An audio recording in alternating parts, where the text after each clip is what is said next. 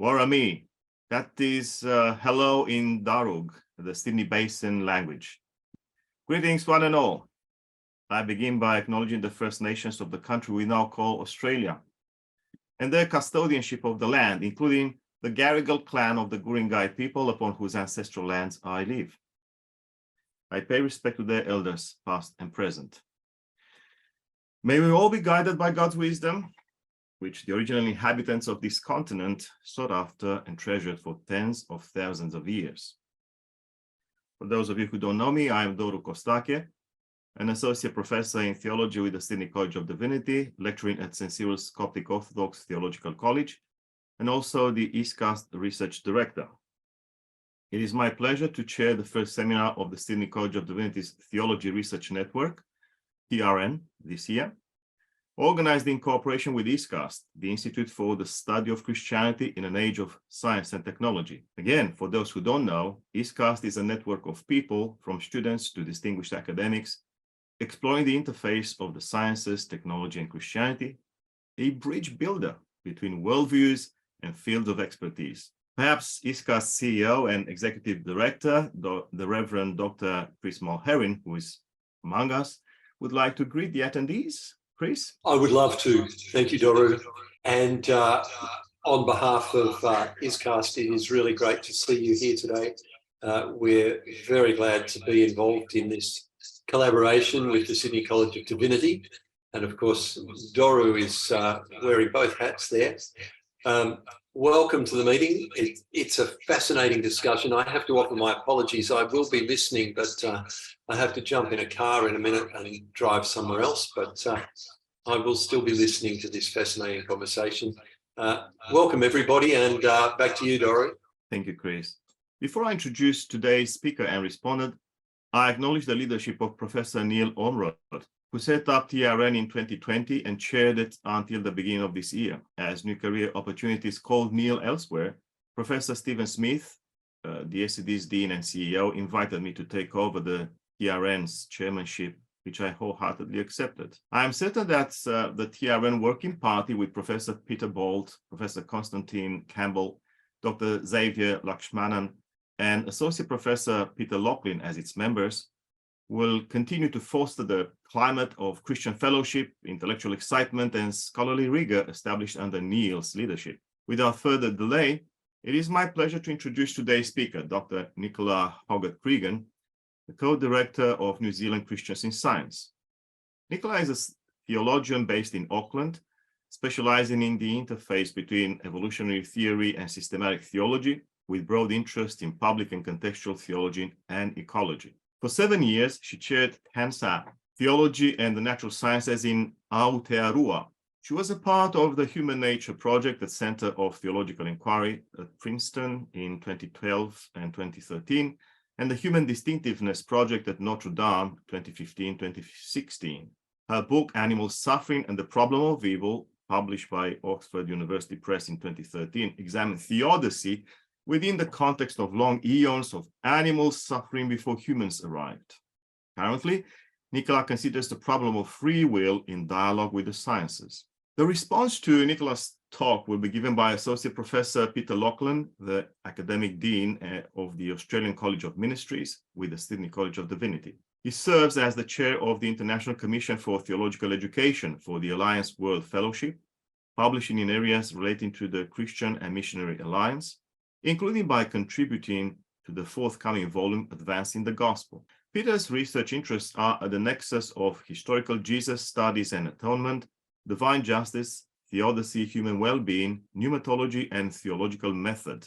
His monograph, Jesus and the Cross, Necessity, Meaning, and Atonement, Pickwick Publications 2014, was published in the Princeton Theological Monograph Series, and he has recently contributed to the edited work Justice, Mercy, and Well-Being, Interdisciplinary Perspectives, Pickwick Publications 2020. We begin with Nicola's paper, The Fall Revisited, which will run for about 50 minutes, I assume, after which we will listen to Peter's comments for about 10 minutes.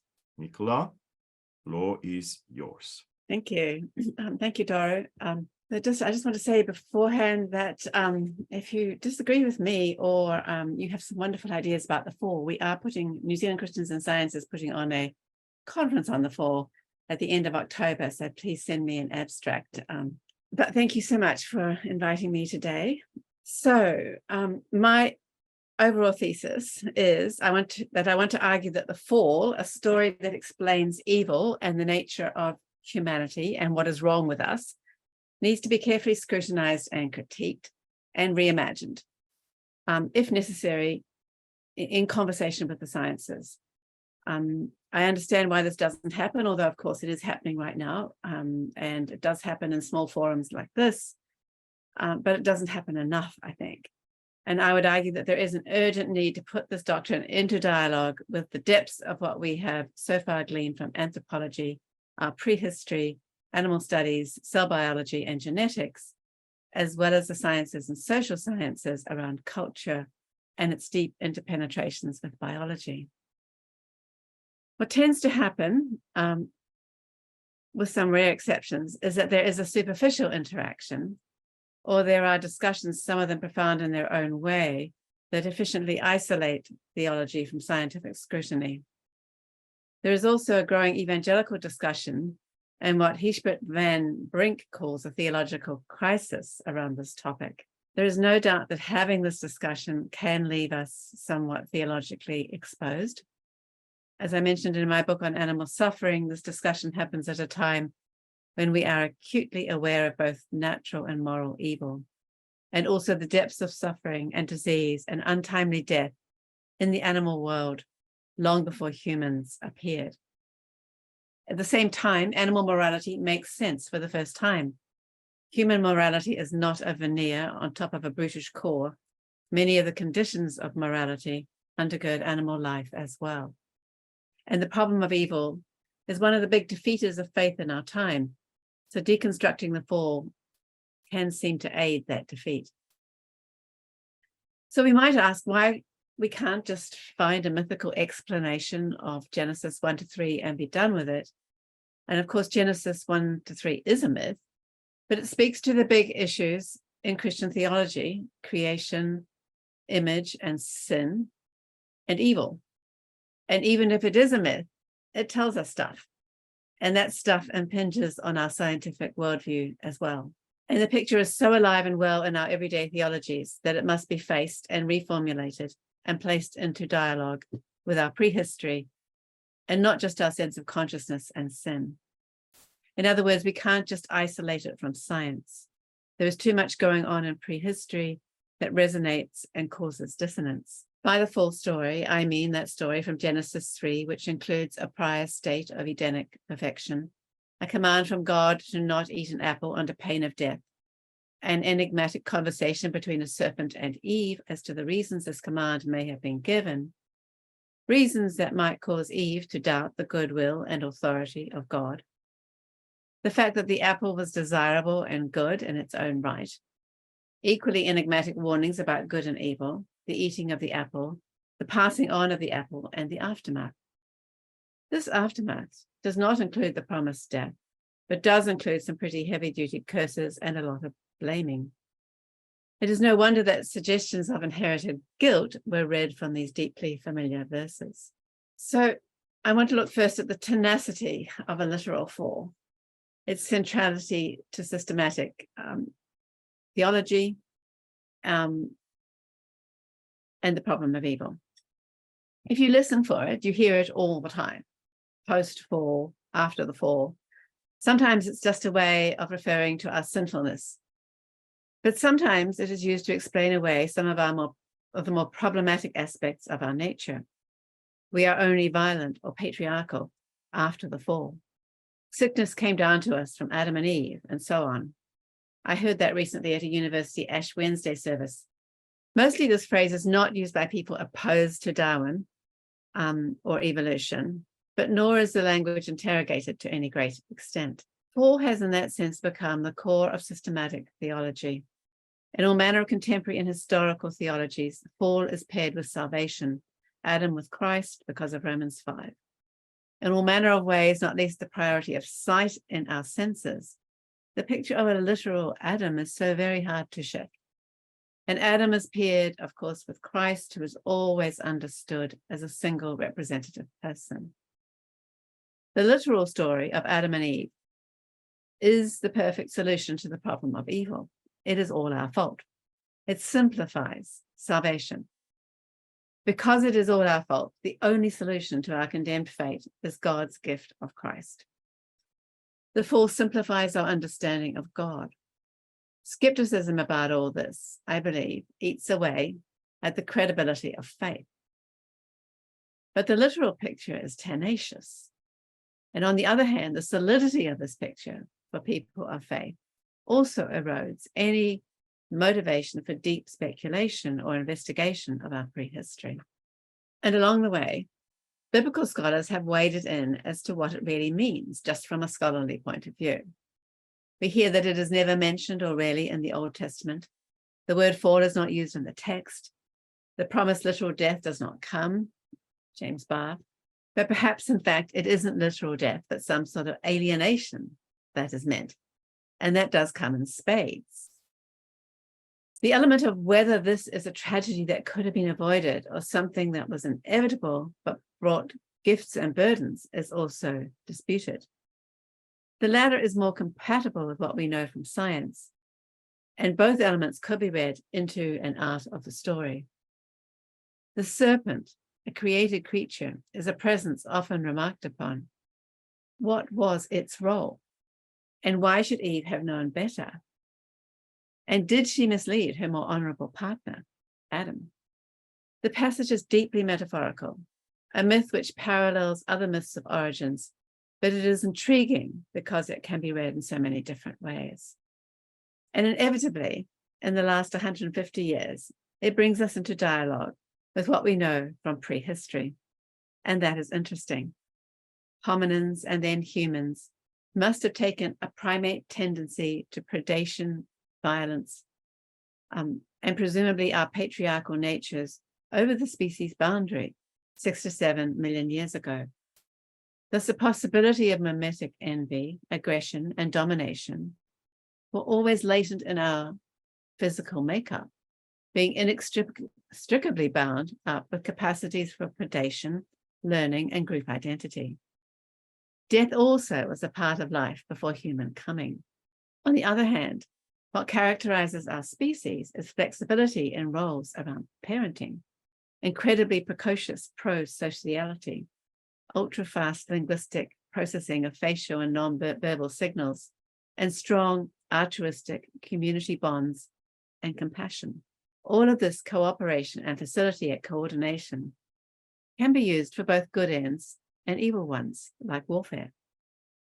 We seem to be primed to be both saints and sinners, as Celia Dean Drummond has argued. Everything we know suggests the smoothness of the evolution of humanity, or what people have called a fully gifted universe. But a universe, I would add, which is nevertheless in close attunement to the divine. There is no evidence at all of the sudden break envisaged by a literal fall story in its half mythical or half literal common interpretation. So I will return to our prehistory later. But for many people of faith, I would argue, anthropology and prehistory is still something that isn't quite real, like the idea of 11 dimensions or black holes, something esoteric, off to the side, something we don't need to take completely seriously, like a TV program one might find vaguely interesting, but that can be taken or left. My own excuse for this obsession with prehistory is that I was always, I think, aware of divergent narratives. I was raised in a scientific Roman Catholic family where Teilhard de Chardin was on the bookshelves. He was a model of how inspiring reading the two stories together could be. At the same time, I think I realized very early that Darwin's story was so powerful because it gave an alternative explanation for origins to even a semi-literal understanding of creation and fall. And as Dora was saying, more recently, I've had a huge input in anthropology under the influence of Augustine Fuentes and Celia Dean Drummond. So I want to look briefly at the ways in which fall has been understood and their interaction with science. So first of all, existential understandings of fall. Even a cursory engagement with the text highlights the profoundness of the decision-making happening in it and how human it is to desire, to justify, to confabulate, to dialogue, and then to act, and relative ignorance of the consequences. Hence the existential interpretations of the fall that were common among liberals in the 20th century. They owe their genesis to theologians like Kierkegaard and the concept of anxiety, who had his own emotionally charged interrogation of the self. The arc of this family of interpretations spans from Kierkegaard to Tillich to Reinhold Niebuhr. At least in the case of Kierkegaard, however, Adam and Eve were still there in the background as more or less historical people. But with Kierkegaard, there was an interrogation of the self and of consciousness, and of the way in which possibility and the anxiety it produces also brings the conditions of sin. Niebuhr talks about the denial of conditions of finiteness. This shifts the inevitability of sin from something inherited to the nature of human consciousness itself. The idea here is that each person themselves undergoes a fall into sin when they reach an age at which innocence is lost and deliberate sin is possible. But of course, this opens up the discussion about what is sin. In the New Zealand prayer book, we pray for forgiveness this way. Some sins are plain to us, some escape us, some we cannot face. It is now known that most of what we do is on autopilot, not at all plain to us, deeply embedded in cultural, taught, local, and more social imprinting, or just plain biological reactions. Our sins more often than not do escape us. This is the level at which many animals also relate, especially those brought into closer proximity to humans. Nevertheless, the existential discussion points to many truths, but it has become a refuge of sort for liberals who were happy to have a counter story or explanation that was immune to scientific defeat, that had much personal, experiential, and even psychological backing, and allowed them to operate in the Christian narrative while defecting from the majority language. Simon Conway Morris says of evolution, evolution may simply be a fact, yet it is in need of continuous interpretation. In my opinion, the sure sign of the right road is a limitless prospect of deeper knowledge. What was once baffling is now clear. What seems absurdly important is now simply childish. Yet the journey is unfinished. I think this quote also applies to Genesis.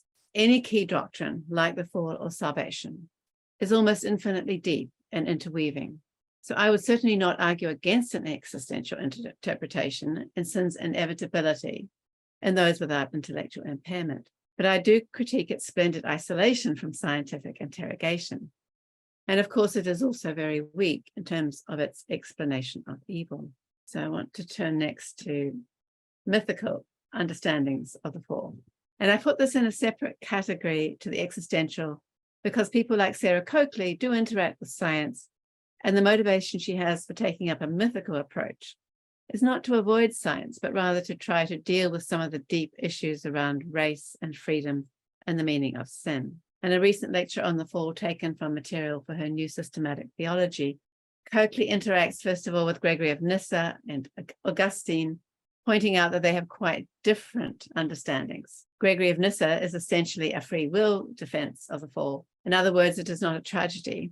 What Augustine beds in for the next 1600 years through a number of attempts at exegesis, both a more literal interpretation and one infamously linked to concupiscence, as opposed to the pre-fall rational sex. Afterwards, in Augustine's reading, women become enslaved to men rather than being properly subject. Coakley's insistence that this is myth is because myth has a function, which is to highlight and keep suspended irreducible paradox in the areas of who is to blame, the nature of sin, and so on. Mostly she points to the story's emphasis on desire and the way in which misplaced desire for something which is often quite good in itself is the cause of all our sinfulness. And she counters this with the need for silent, meditative prayer as a way of purging the soul of these malignant desires. One of the ways to appreciate the mythical nature of Genesis 3 is to read similar stories from other cultures. So one of these, for example, is Why the Sky is Far Away, which is a Nigerian story of origins. And again, it's the woman that seems to be the problem. But again, if we stick to the mythical interpretation, it still leaves us wondering what that means historically. Did humans bring pain into the world?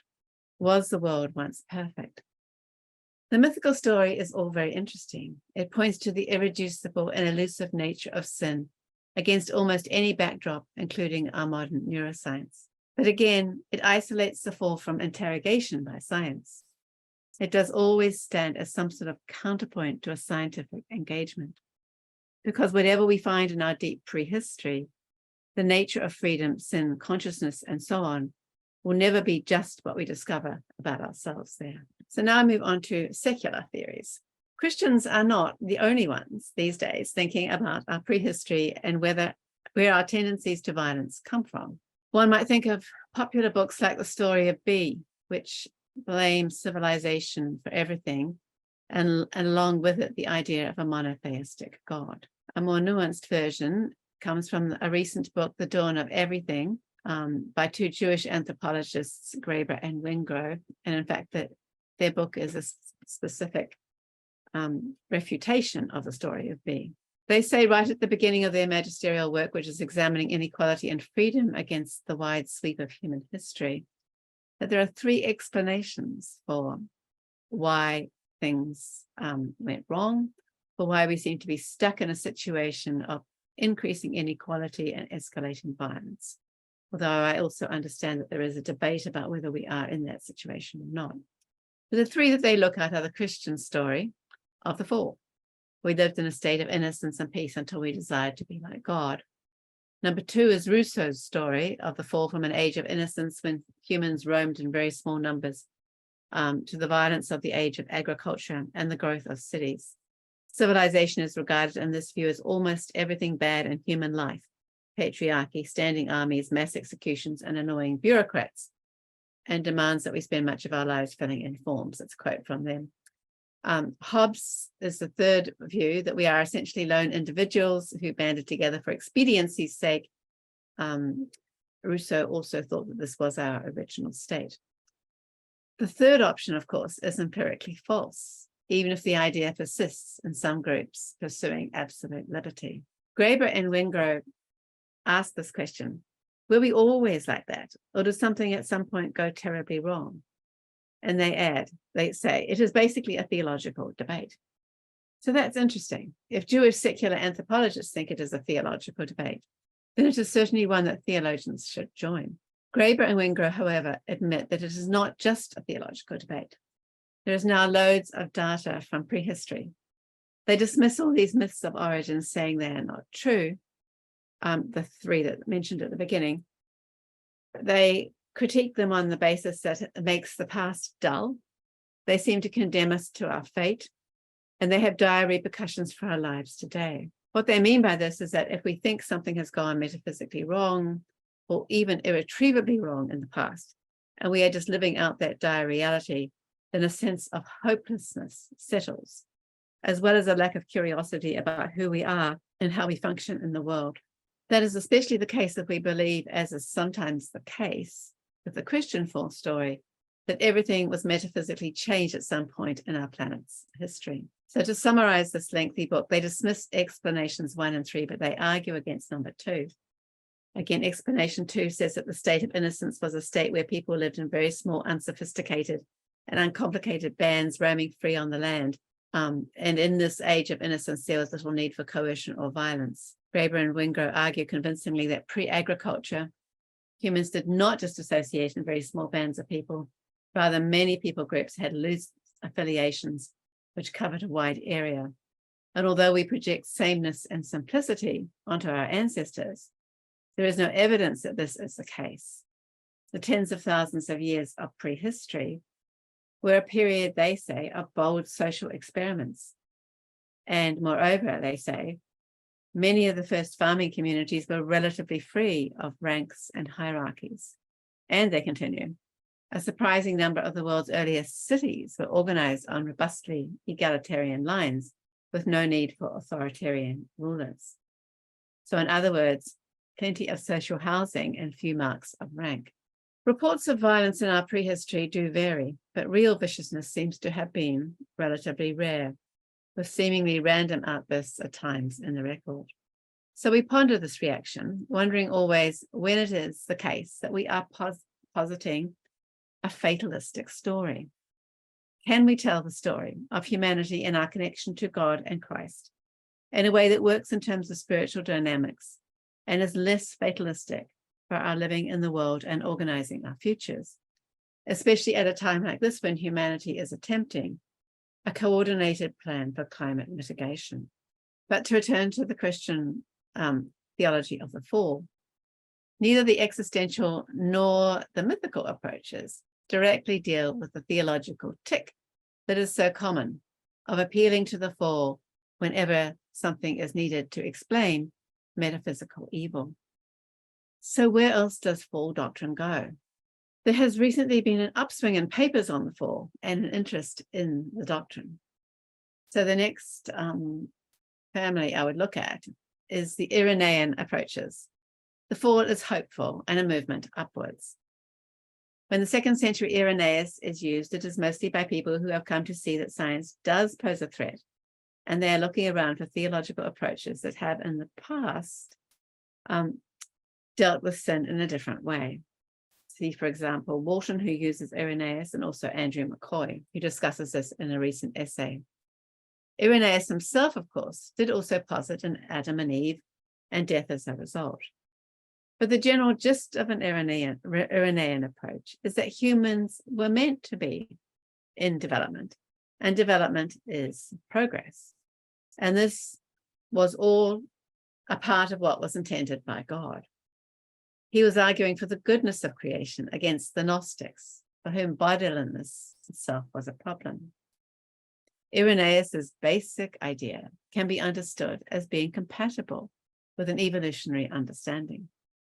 It doesn't require the idea of leaving perfection, only leaving innocence, the type of innocence that many animals and children possess. So the Irenaean idea of progress upwards at a cost is embraced, as is the idea of the human race leaving the relative innocence of animal beginnings and becoming, in fact, more like God. This way of understanding is also linked to the understanding of salvation as union or recapitulation with Christ, who takes us through our developmental history and into new life through the resurrection, and can be imagined as taking with him all of the created order.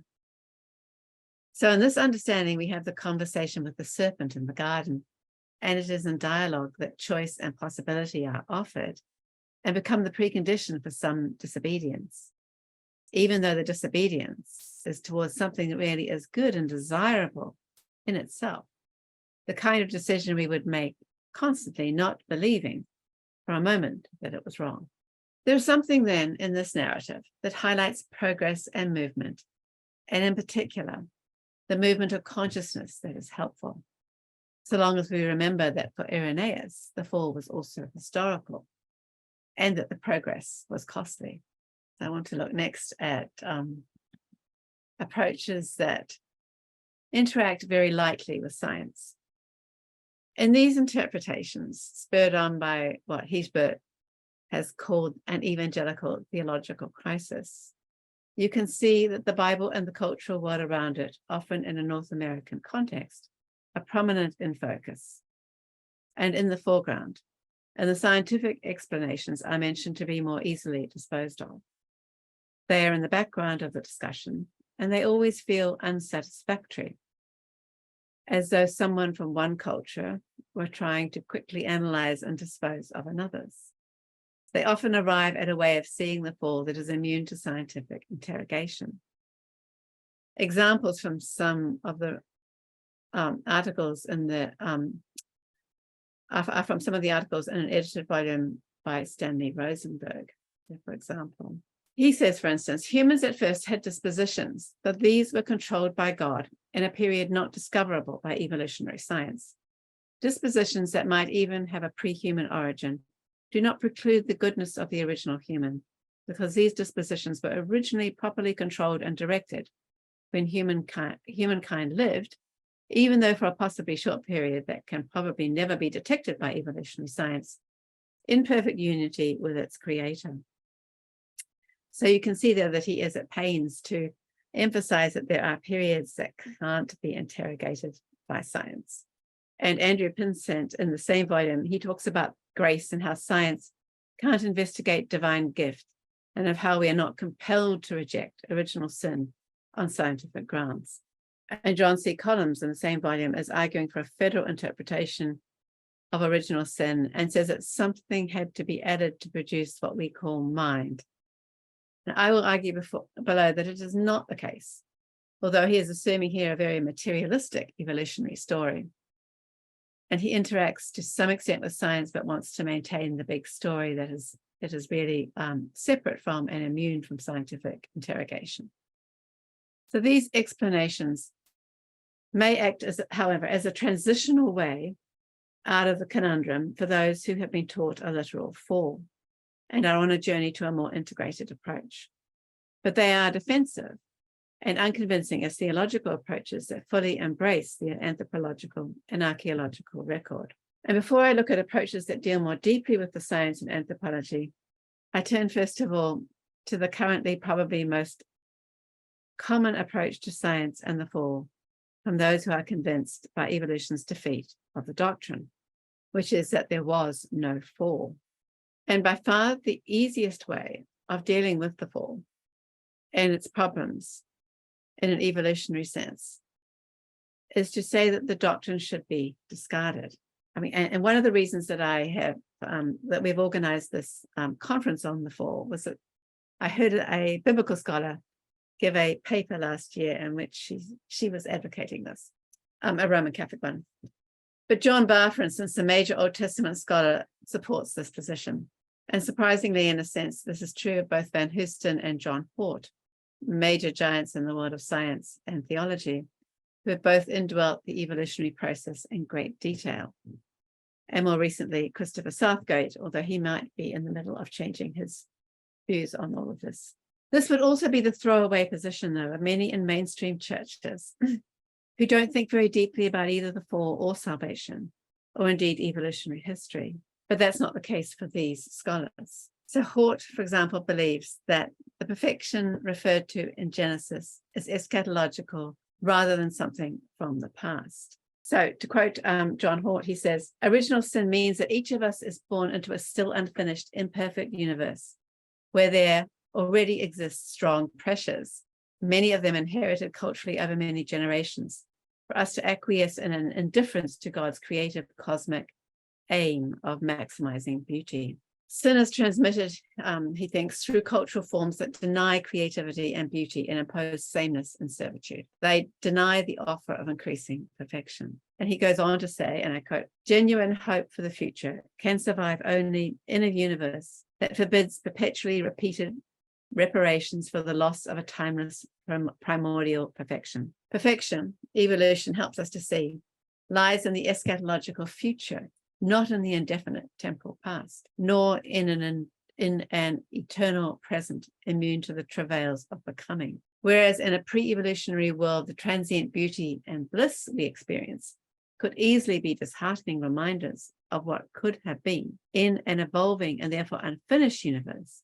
They are joyful harbingers of new and unprecedented epochs of creation yet to come. And of course, all of this is very beautiful. One of the strengths of Hort's position is that it is hopeful, thus answering the charge that the talk of a fall makes us fatalistic about our future capabilities. Also answering the fatalism that is often portrayed in a blind and indifferent evolutionary process. Salvation in this understanding is mostly a kenotic God suffering with us.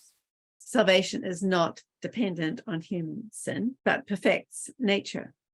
We should not feel that all evil is a human fault. Like other forms of process theology, this can at times feel as though evil is minimized and God does nothing but suffer. But it is important to realize in this dialogue that some form of process theology was the dominant interaction with Darwinism in the 20th century. So I'm rejecting that there is no fall.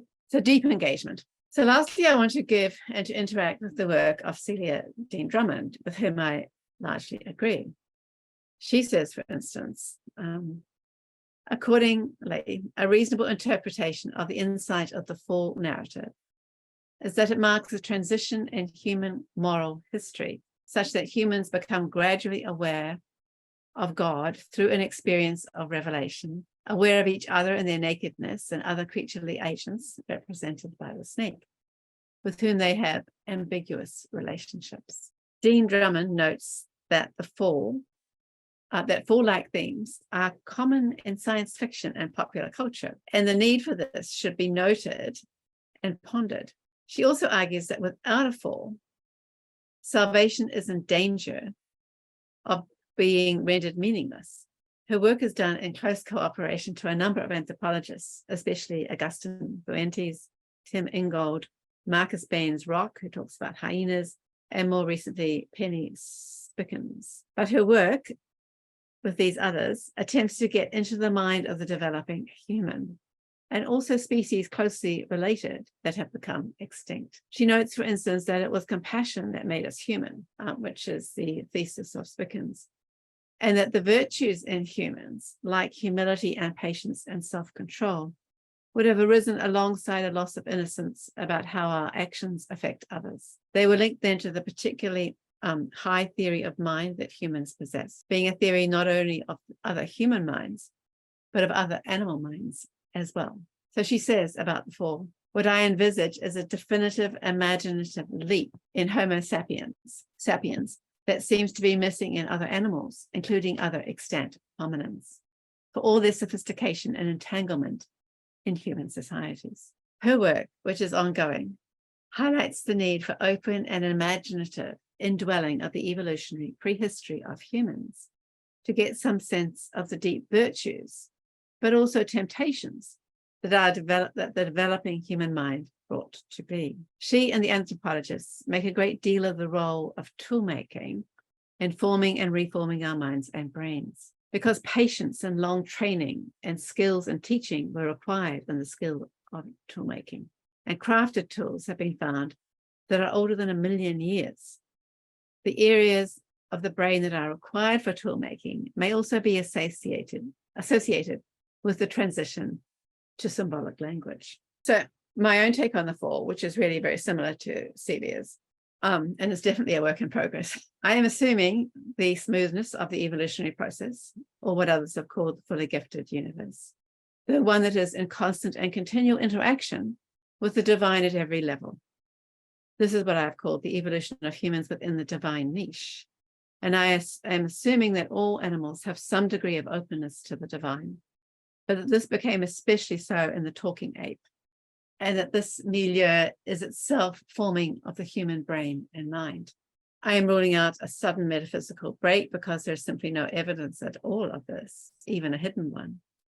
All the evidence points towards a painfully slow transition, with human-like traits appearing in multiple hominin species, for example, in Homo naledi.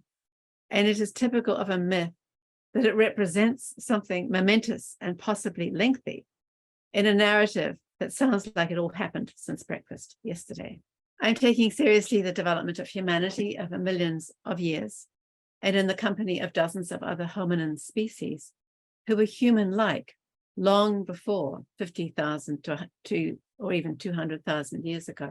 And I am assuming then that these creatures too had a close and spiritual relationship with God that was similar to ours. I am affirming that humanity would have crossed the species boundary with frailties that made us vulnerable to some sort of cultural magnifier. So with increasing self-consciousness and awareness, and with symbolic language, the differences that make for envy and violence are magnified by orders of magnitude. The story of Cain and Abel, for instance, makes no sense except within a culture that values and disvalues through symbols, those symbols then being the attractors for intensified emotions like jealousy. But at the same time, some of these biblical stories of moral disaster eclipse the extraordinary moral abilities and capacities for virtue that also were emerging in the human line. Like the Irenaean version of emergence, the rise of humans was both a fateful fall and an advance in theory of mind and compassion. Much of our capacity must have been associated with skills associated with language and the manufacture of tools which themselves may have been connected, as I said before. Every word and everything that is created in material culture can take human capacities for envy, love, hatred, and cooperation to new levels. Our achieving the status of speaking creatures also made for the kind of consciousness that was godlike, but without the capacity to curb or fully understand our disordered desires. What may have been capacities for aggression and envy became more common, more deep-seated culturally and enduring through generations. But in early societies, as far as we can ascertain, life was lived with relatively little violence and more likely in the ecosphere. We didn't suddenly become estranged from God and nature, as some have supposed. More than this, though, the symbols for human and divine were mixed, so that the building of a city or a tower could be seen as praise of God or of self. Humans found themselves primarily in what we can call the God niche, formed by interactions with Wairua Tapu or spirit. A part of our newfound powers was the ability to see to the ends of the earth, and to do all this often in close proximity to other creatures. But it is also possible that in this far-reaching power, we were able for the first time to cooperate with discordant powers or spirits as well. And the fragile talking ape was in over its head. In all of this, we need nothing more than what evolution was already bringing, a stage of consciousness that was in continuity with what went before. All of this can resonate in surprising ways with the sparse biblical narrative in Genesis 1-3. Andrew Robinson, who's written several books on Persian semiotics, writes about how this consciousness is expressed as what he calls diagrammatic and hypostatic reasoning, a complex mix of diagrams which map reality of what's out there and also symbols. In human language and culture, a concept becomes a thing, and that thing can then take on an enduring life of its own. So I think his work is also of use to us when we consider this natural threshold that we have crossed. If we dissociate the myth from metaphysical change, we can reflect on other aspects of the story, the ways in which our relationship with animals has changed and has influenced our behavior and theirs, the non-reducibility of human decision-making. Other creatures take on some of our moral characteristics, especially animals that respond to our direction. They are part of our moral ecosphere. For example, some dogs take on aggressive characteristics and some are lovely and friendly. And at times they show emotions like shame that they would surely not show if they were not in proximity to humans. If we dissociate myth from metaphysical change, we can reflect also on the lack of any acute separation from animals, even if we did acquire powers latent already in other animals that enable us to take on the work of image bearing. So engaging deeply with anthropology does not require a hidden spiritual element that creates a break in the evolutionary sequence. On the other hand, I am assuming the close proximity of the divine through all of evolution, and most self-consciously in the hominin line. And all of this, I am describing a threshold, and every species is a kind of threshold. Like the achieving of individual self-consciousness, though, it is a threshold that is hard to define in a hard way. The fall threshold, therefore, became something to do with our symbolic language and toolmaking, the acquisition of a consciousness that was both compassionate, precocious in reading other minds, and self-conscious about choice and its repercussions. Evolution of intelligence in creatures that are capable of symbolic language and material culture creates its own threshold. We can call this a fall. It is simultaneously both upwards and a fall into error, as those in the Irenaean tradition have often espoused. We see aspects of all of this in the Genesis narrative. The conversation that speaks of desire but is confused about outcomes. The sowing of discord and doubt about authority. None of that is possible without speech. So in conclusion, an anthropological account still takes sin and cultural embeddedness of sin seriously. A threshold was crossed, but it was one that was always possible with the wonder that is the evolutionary process. But it doesn't, with Hort, ask us to be something we aren't, or to take responsibility for all earthly and animal suffering. This account, and that of other interlocutors with anthropology, like that of Celia Dean Drummond, is much less pessimistic, I would argue, than a doctrine that posits something intrinsically metaphysical in our early prehistory. it does cry out for an equally deep investigation of both freedom and salvation. To what extent is freedom bound, and what depends on this miraculous, irreducible quality that was portrayed first in Genesis? And then salvation. We need salvation, that is obvious. But how we portray salvation, which is the task of another day, in a way that is consistent with this cultural understanding of anthropology, is an equally urgent task, and one that I would argue has been begun by theologians like Catherine Tanner, with her emphasis upon salvation as incarnation. Such an account of salvation might be more confident that spiritual dynamics like those espoused and led by Jesus might make a difference in our social organization, even if they are lived outside the church. Thank you. Thank you, Nicola. What a beautiful story, and how you led us through it. I particularly enjoyed that personal confession, that you grew up and have been nurtured from very early on by divergent narratives. I assume that this was providential, because it led you to realize that Genesis is actually a vehicle for many meanings. I won't do a discourse now. Let's invite Peter to give his response to your paper, and then we'll take a break before Q&A. Well, thank you very much, Doru. And thank you very much, Nicola, as well, for that very interesting paper I received earlier this week and had a great joy in working through it. And I want to thank the Theological Research Network for the opportunity to respond to what Nicola has said to us today. As a theologian who in a previous life worked as an engineer who developed scientific instruments for geological research, I find conversations of this nature very interesting. And indeed, it is necessary to the health of our Christian faith. Certainly, as a theologian, I believe we shouldn't be afraid, as has sometimes been the case in Christianity's history, of questions being raised about our understanding of this world. For if God is indeed the creator, then learning more about creation and its processes can only lead us to a better knowledge of our creator. Of course, a natural theology has its limitations and must always be placed alongside that knowledge which arises through the revelation of Christ and the ongoing work of the Spirit. But we should always welcome knowledge that stems from investigation into this natural world and our place within it. Sometimes, as a theology lecturer, I wonder if the fear of having one's preconceived theological notions is challenged by such reflections, then it actually says more about the precariousness of our own faith than it does about the quality of any of the sciences. But having said that, I recognize and value the commitment and desire of the faithful believer to hold fast to the truth.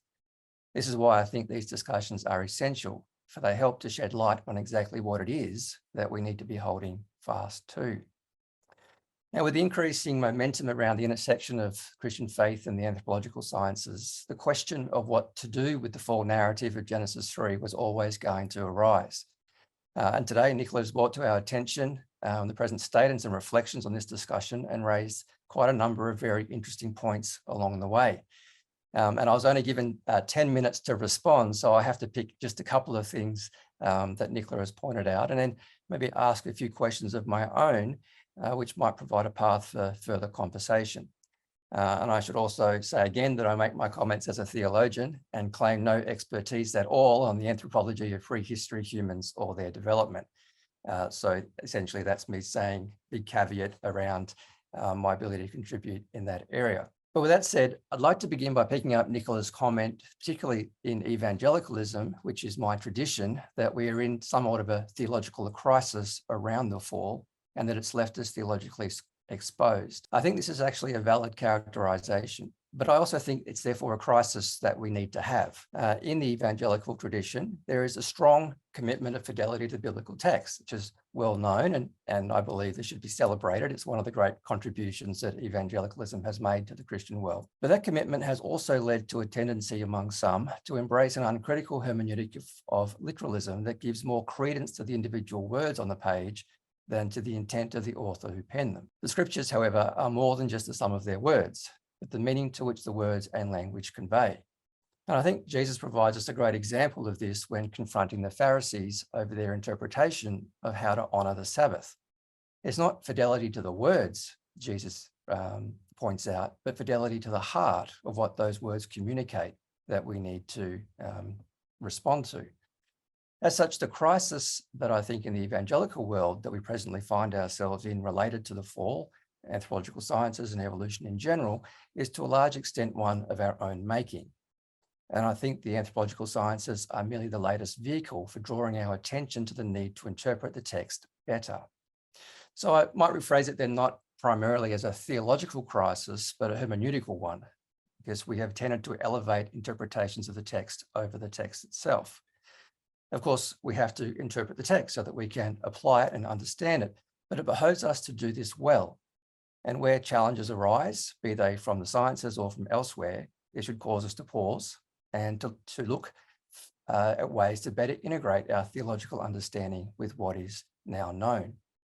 This is important across all of Scripture, but even more so when dealing with the prehistory of Genesis 1 to 11. So while I point to the hermeneutical origins of the crisis, I also wholeheartedly agree that it has far-reaching theological impact. For our understanding of the fall influences how we view salvation, the new resurrected life, and the eschatological restoration that is to come. In other words, this is not an isolated question that sits on the fringes of faith, but one that has the potential to reshape the theological meta-narrative. This then should also give us pause to consider well our approach to how best to account in Christian theology the advances of knowledge that scientific endeavour bring to us.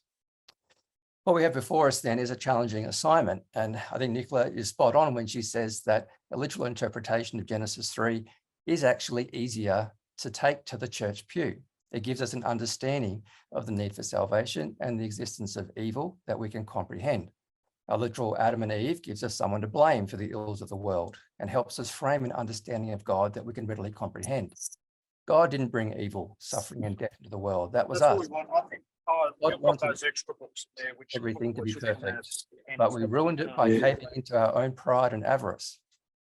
There is a logic around the fall that makes sense. And despite our hermeneutical failings, it does give explanatory power to why things are the way they are. And I think this is a point that we need to keep in mind as theologians. When dealing with existential questions, any deconstruction of why a particular meta-narrative can no longer be upheld must, I think, be followed with some form of reconstruction. That is, we need to offer an alternative that makes equivalent or better sense. Now, I just point that out. I don't have a solution, but I have a number of questions that from a theological perspective, I think we need to keep. To be fair to Nicola, these are not questions she dealt with. This is my response that's come out of the conversation that Nicola had. So to begin with, what is primary, I guess, from a theological perspective? Is it the fall, whether understood metaphysically or metaphorically? Or is it, as Paul might say in 2 Corinthians 5:19, the work of God in Christ reconciling the world to himself? Now, I'd want to suggest that perhaps it's the latter. Beginning in Genesis 12, God acts independently to begin the process of drawing the world into right relationship through the calling of Abraham. That narrative of God's love in action continues throughout the Old Testament and into the New. As Nicola pointed out, Old Testament scholarship reminds us that the fall is not central to the narrative. What is central is God's redeeming work, preeminently demonstrated in the Israelite Exodus, and then ultimately in Christ's own reenactment of that first Passover on the eve of his own death. What comes through this account is the need for liberation, for freedom, for all that which is wrong in the world to be overcome, for life to be able, at long last, to be lived in all its fullness. I think this is what Jesus demonstrated in his ministry by the power of the Spirit when he heals the sick, cleanses the leper, casts out demons. The coming of the kingdom of God, the good news of the gospel, was necessary to bring justice and righteousness to this world. Without it, I think there's no viable theodicy. However, this does mean we have to make two observations, both related to the purpose and nature of salvation, which Nicola points to where this next work needs to go. The first is that the focus of the biblical narrative is not on the origins of what made humanity in need of salvation, but the fact that salvation is necessary. The cosmic battle between good and evil is ever present, and the salvation motives that we see time and time again throughout Scripture are designed to demonstrate how evil is to be overcome. It's important to recognize that even in Genesis 3, the origins of evil are not explained. The serpent who deceives Eve is already in the garden. That which stands against God is already present. To therefore see the fall as the introduction of evil into the world, as some do, is, I think, to fundamentally misread what the narrative says.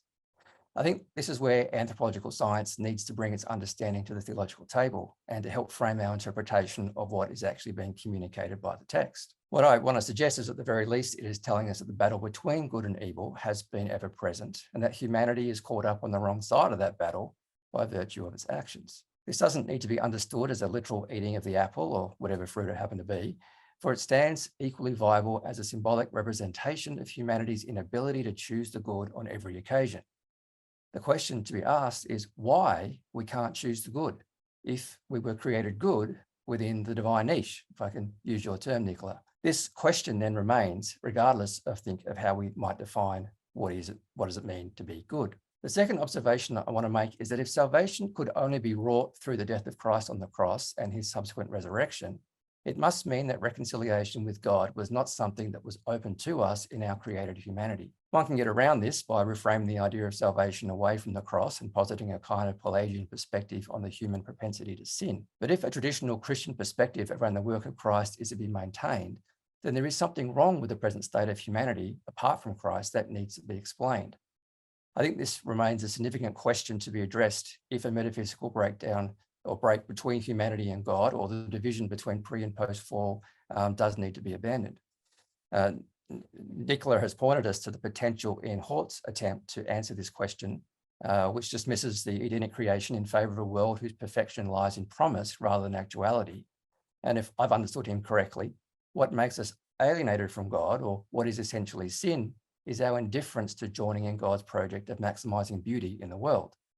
And if we were to carry this forward, we could then say that Christian salvation can be defined as a decision to join in with God's project of maximising beauty. I like the idea, as you said, Nicola, it's beautiful. But I think more work needs to be done to explain how Christ's death and resurrection is necessary for us to participate in God's project. Ultimately, the question that I think all Christian theological reflection must answer is that which Anselm of Canterbury asked: why did God become man?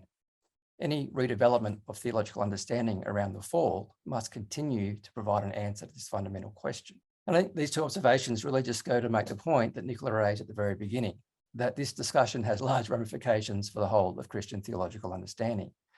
But I think that just makes the discussion all the more important.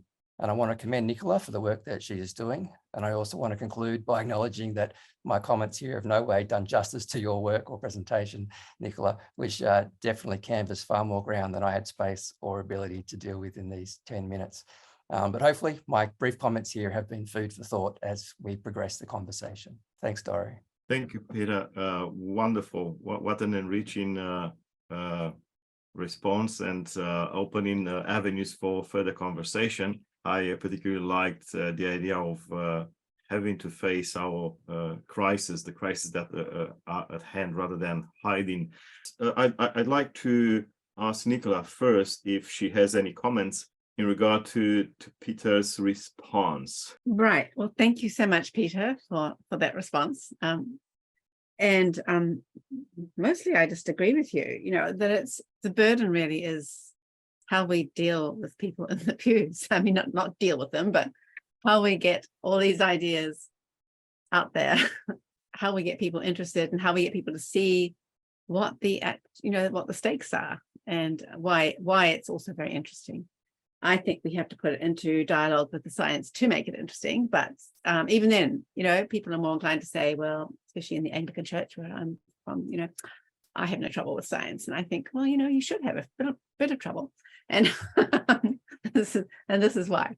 And I agree, that it's possible. And I think it's a very interesting discussion, really, is have good and evil always been around? And I'm inclined to think yes. But of course, that's in some ways a deeply sort of intuitive conclusion to come to.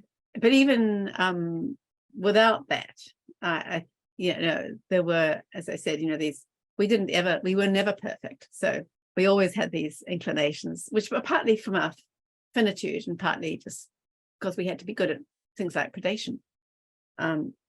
These inclinations to violence. And I agree with you, that re-examining then the salvation, why did God become human?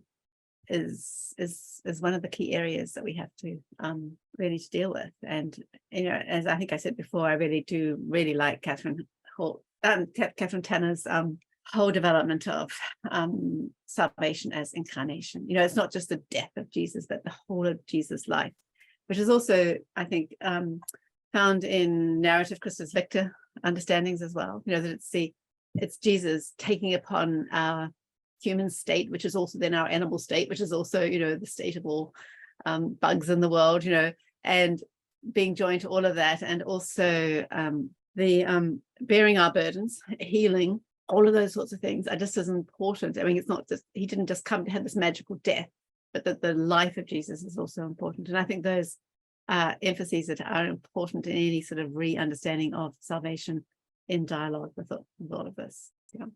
But thank you. Any further thoughts from Peter?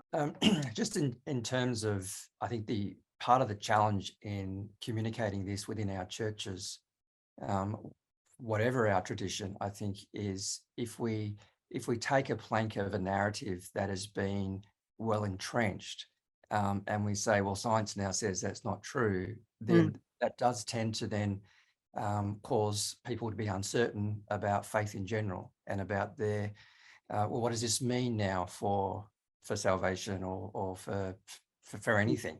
Yeah. So when we do this work as theologians, I think it's really important that we offer another explanatory paradigm that fits within the Christian tradition. I mean, there's a lot of things we can take out of Christianity and have a theology of the origins of humanity and what we're for and our purpose and all of that actually then is not Christian. It's still theology, but you couldn't call it a Christian theology, which has very specific responses to some questions on the basis of the existence of God.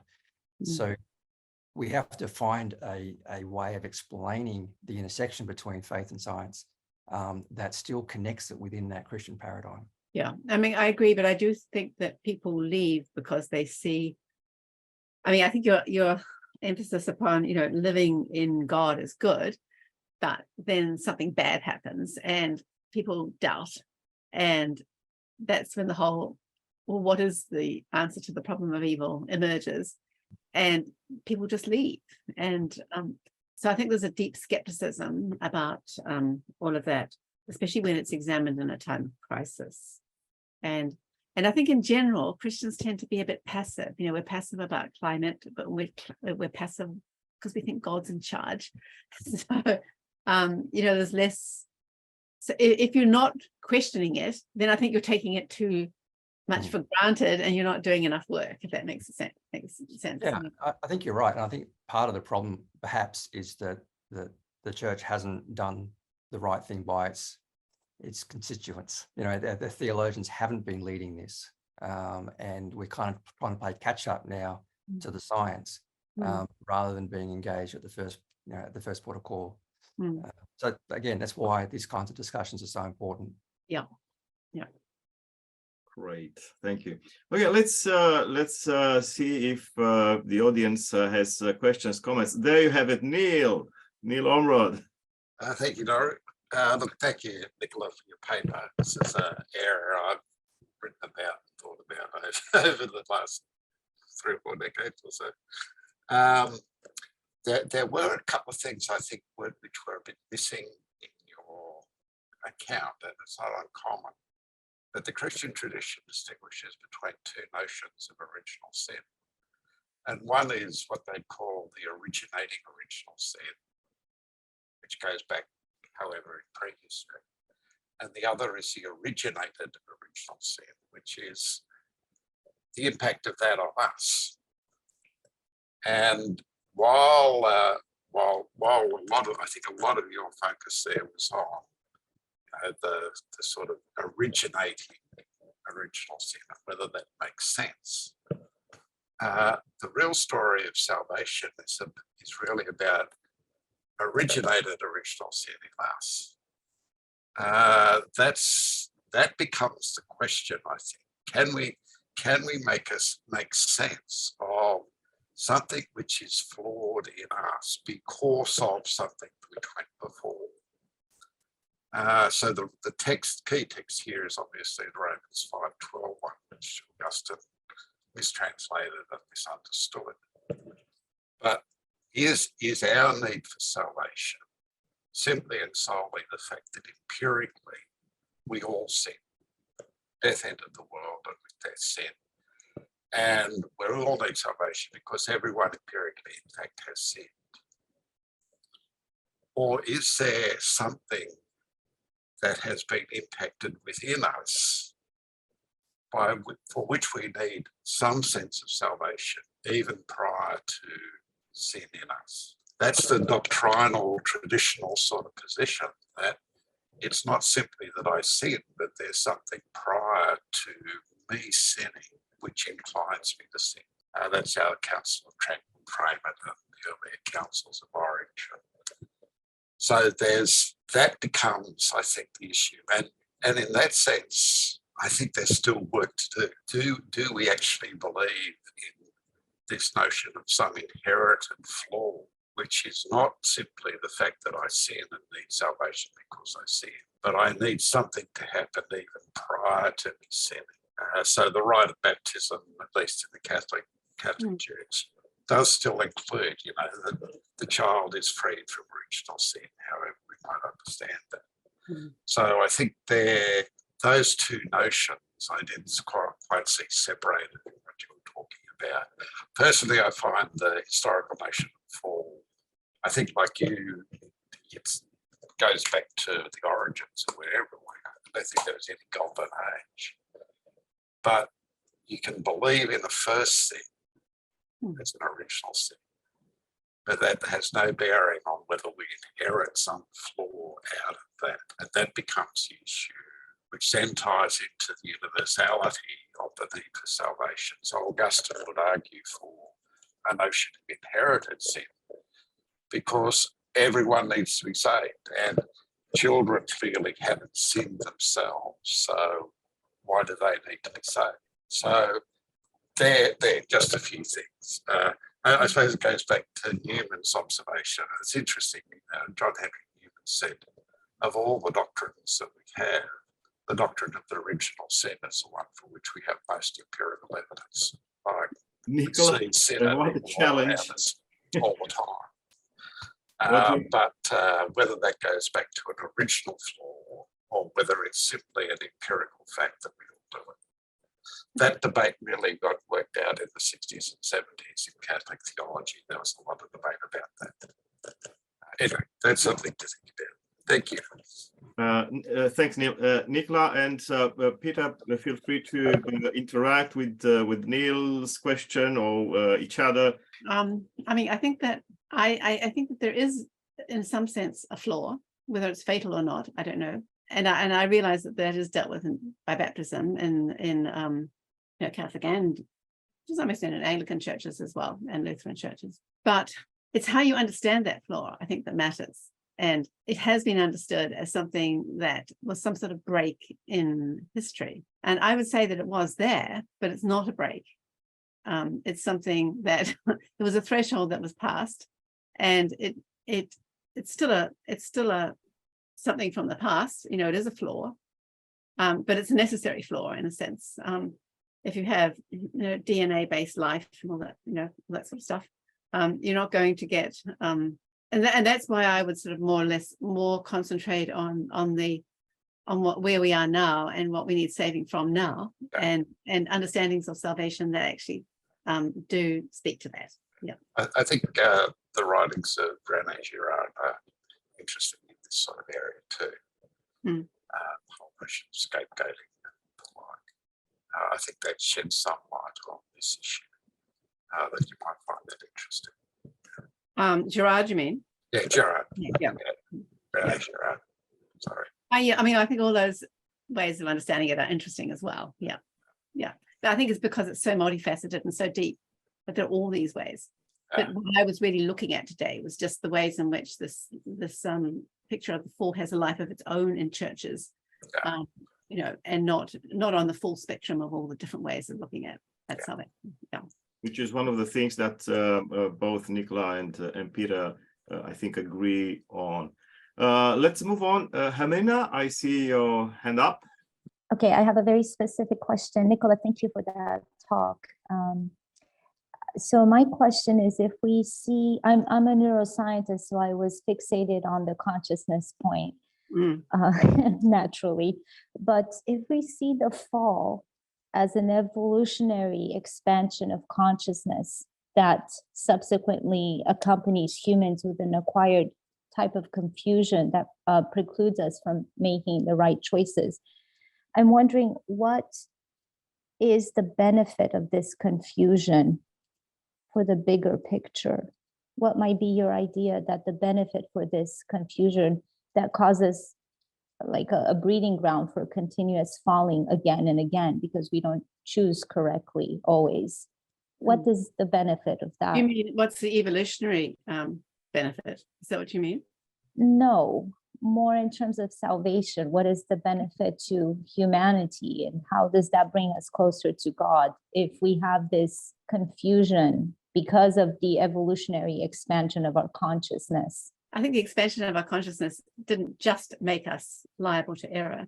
It also gave us the capacity for, altruism and building communities and different kinds of flexibility that allow the kinds of societies that we eventually live in, and all those sorts of things.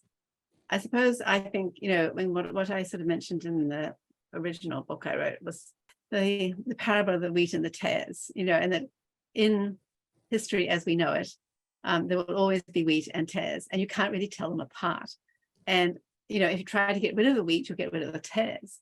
And so you couldn't get rid of the parts of human consciousness that are not so good without getting rid of the bits that also, make us wonderful and who we are. And so we have to find ways, I suppose, spiritual and sort of social ways of mitigating the harm while trying to encourage the good.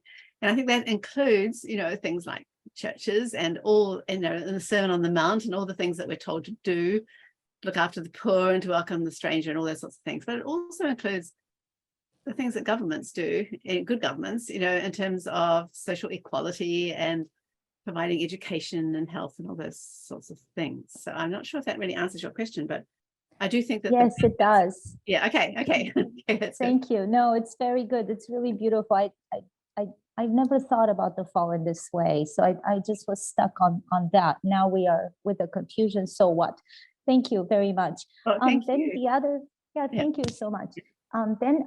If I may provide a possible, albeit not perfect solution to the challenge we have, is maybe through the Sunday school teachers to open this dialogue about the fall, because I have a child and I take him to Sunday school, and after Sunday school I have to correct things in the car.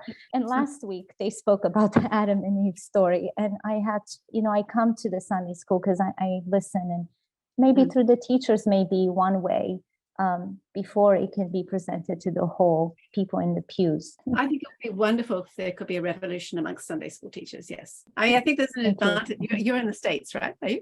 Is that right? In San Diego. We don't even have Sunday school teachers here. I mean, or there's a little bit, but there's not very much. Not the same kind of thing that you have. So at least you have an institution that you could reform.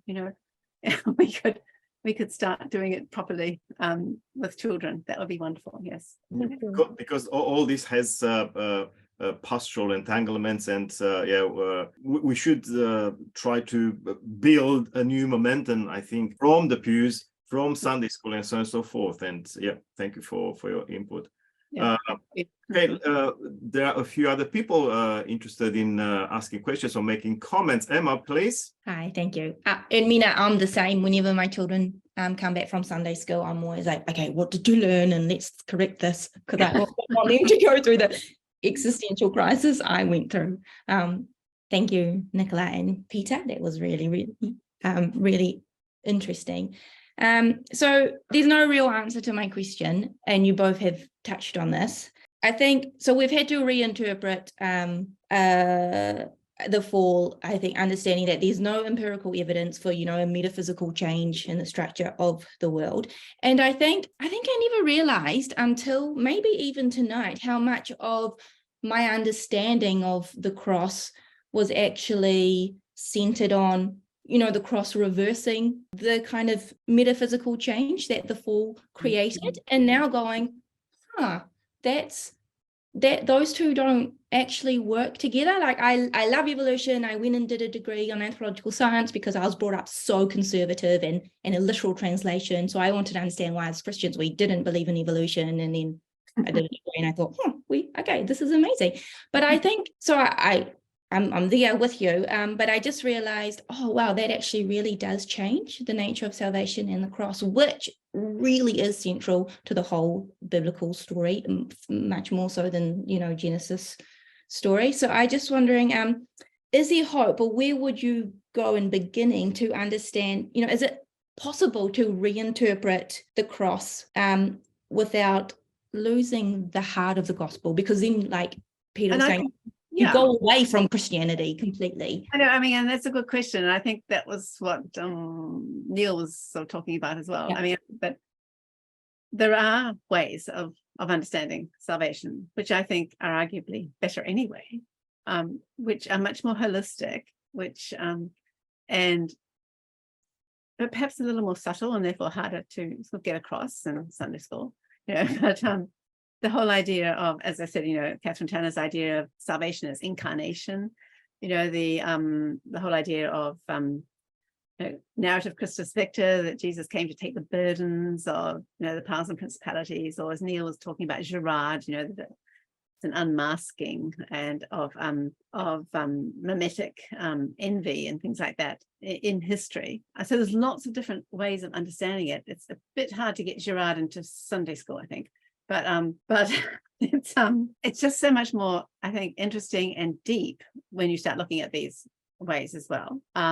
But also, I think it's something that allows us to sort of extend salvation then to the whole of the created order, and then to make us more ecologically aware, and to connect salvation to ecology also in ways that we couldn't if it was just to correct some sort of metaphysical flaw in humans. Then what about the rest of the created order? They don't get a look in because they weren't the cause of it all. So I think not only is there a way of redoing salvation, but that it creates, it's much better if we do. Yeah. What about Peter? Any input? Because this is your turf, isn't it? This is cross. I'm far more comfortable on this ground than the other one. Yes. Well, I think the question that you ask, Emma, is really important, because if we come to looking at salvation or examining how salvation works, we've always got to ask, well, what are we saved from? Because that's kind of salvation itself we're saying there's a change that's needed from something to something.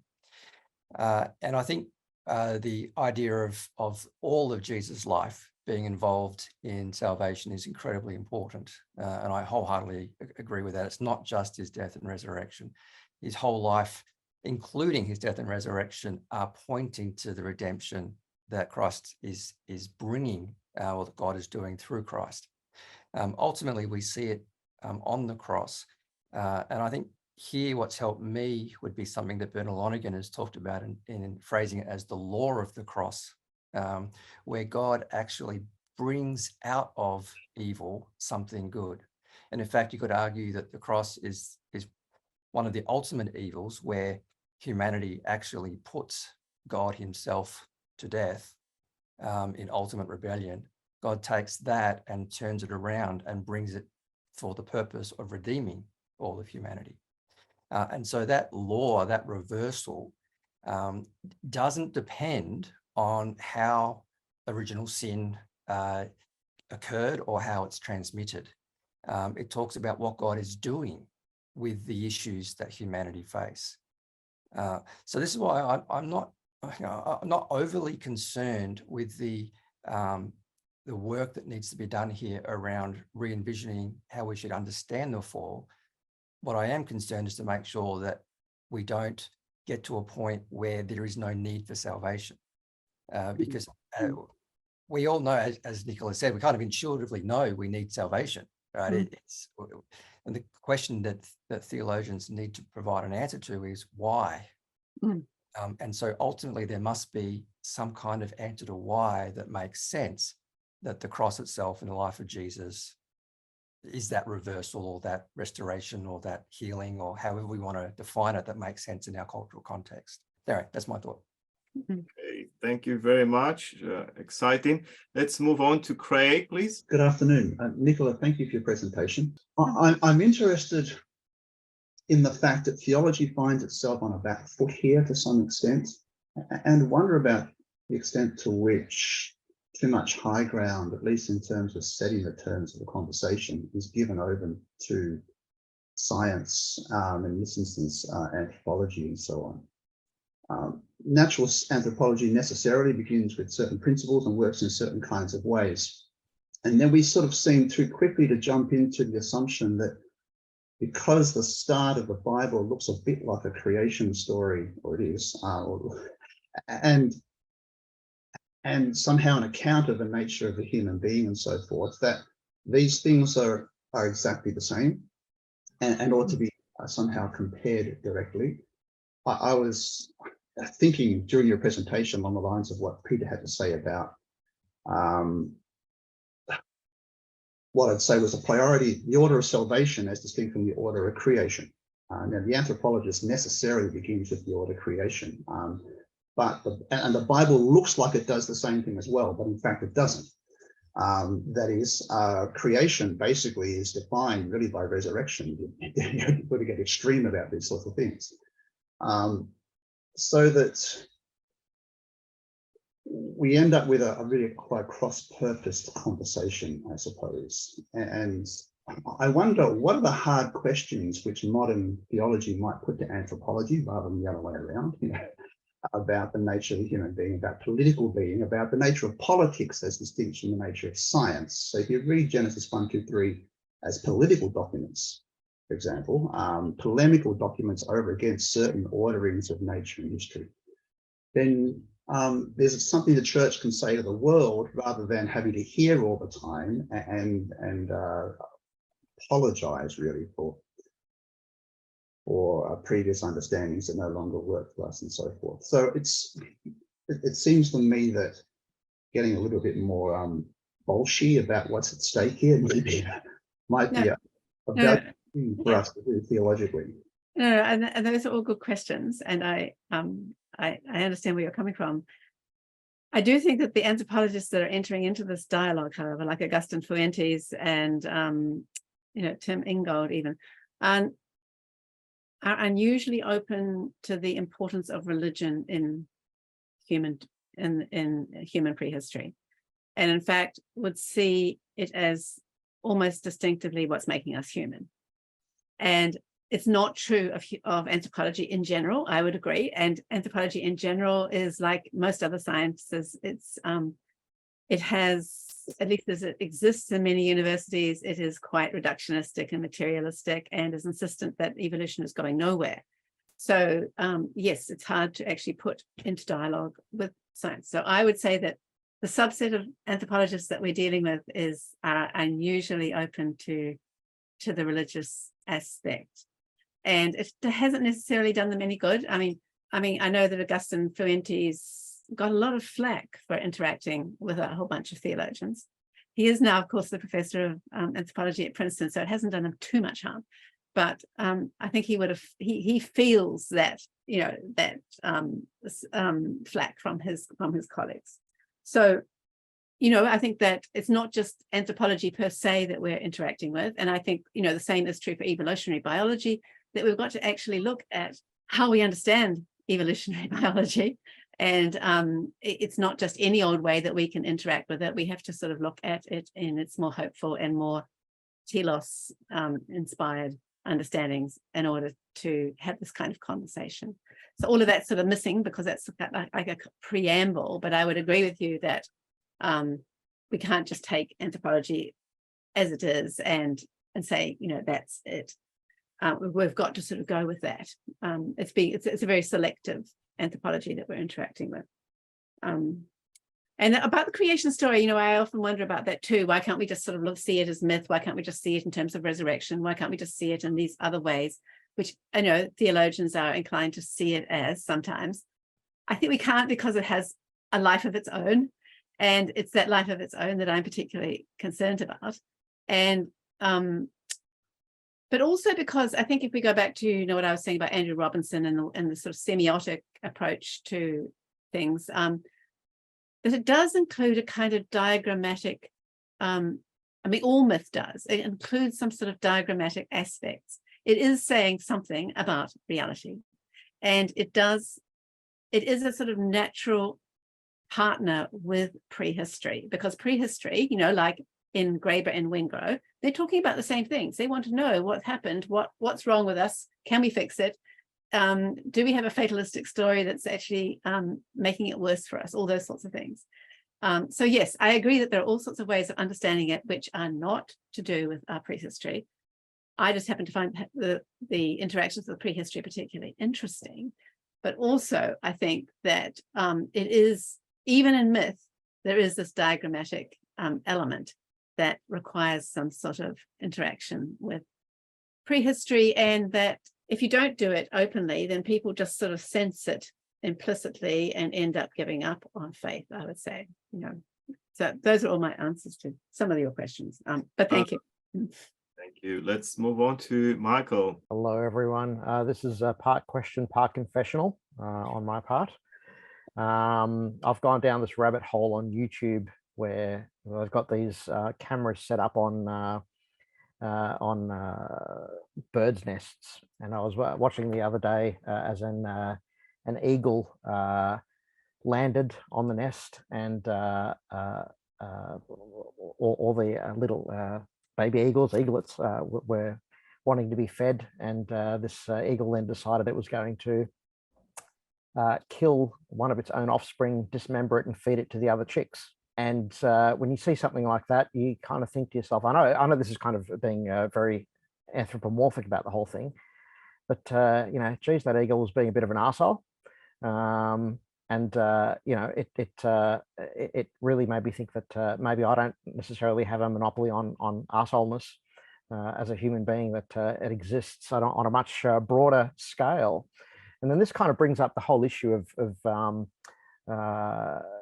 this originating and originated sin that Neil mentioned before, and also this idea of metaphysical change. I'm just wondering if perhaps we can kind of get around that little problem by thinking of kind of that metaphysical change as being something which is atemporal. In other words, it's that the universe is structured in a particular way where we read it as human beings as something which unfolds within time, but rather it's something which is structural because of the fact that it has to be this incubator for a humanity which needs to grow towards God. In other words, we don't need to throw out this idea of metaphysical impact on creation, but we don't necessarily then need to look for a temporal point at which this happens, and whether or not that's kind of a nice way of wrestling with the cross, the central theme of the cross. Yes. It doesn't pay to peer into too many nests, I think. I think those sorts of stories are very hard to grapple with, but I would see them as a part of I suppose, the tares interacting with the wheat even long before humans came along. But also perhaps, it's partly just to do with evolution and finitude, and this is one way that the eagle has of solving the problem of scarcity or something like that.